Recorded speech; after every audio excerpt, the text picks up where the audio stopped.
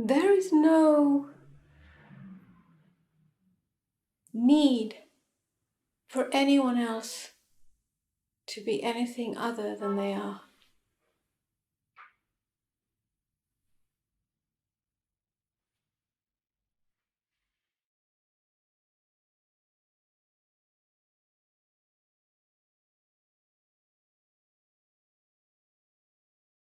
There is no movement towards making them better, more awake, more able to see things from my perspective.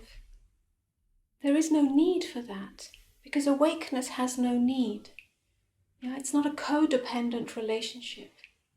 Most of our relationships with other people or with the world is codependent. We want it to be different so that we feel better. Our sense of happiness, our sense of okayness, our sense of safety, our sense of satisfaction, our sense of being loved, our sense of being something is dependent on something outside of ourselves being a certain way. Our sense of being connected is dependent on something outside of us responding in a particular way. But awakeness has no need for connection. Connection implies disconnection. Once again, there is a polarity, there is an opposite. And in awakeness, all opposites are seen to be meaningless. Another way of saying it is that awakeness is always connected. It's never separate from anything. So there's nothing to look for, nothing to gain, and nothing to be connected to, because it's already at one with Source. So in that sense, nothing needs to change.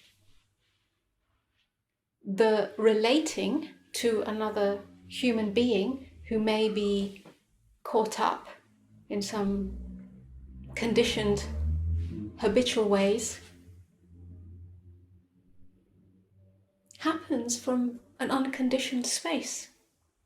I choose as this form, as this body, to either be with that, relate to it, or not. If it doesn't serve in the moment the fullness of life or the intelligence of life, then I don't need to relate to that in a way that is trying to change it.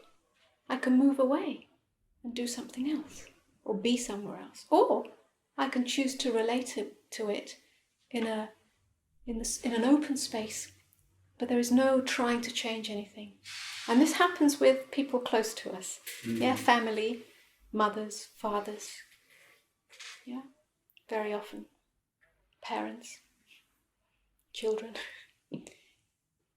Yeah, that's where the pain happens. Yeah, because we want them to understand us. Yeah.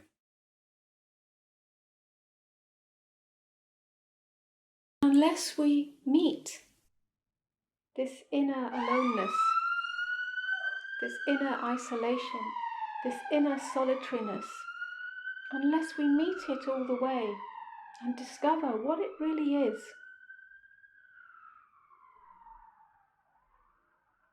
and in that, see how all the little structures that hold up an idea of who you think you are as a nice person or a good person or a sociable person or an aware person or a spiritual person or a, yeah?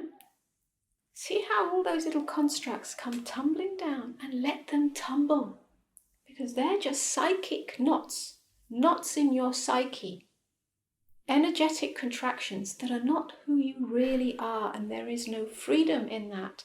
Freedom comes from a death, a demolition of all that. When it's all been demolished, then you can be free.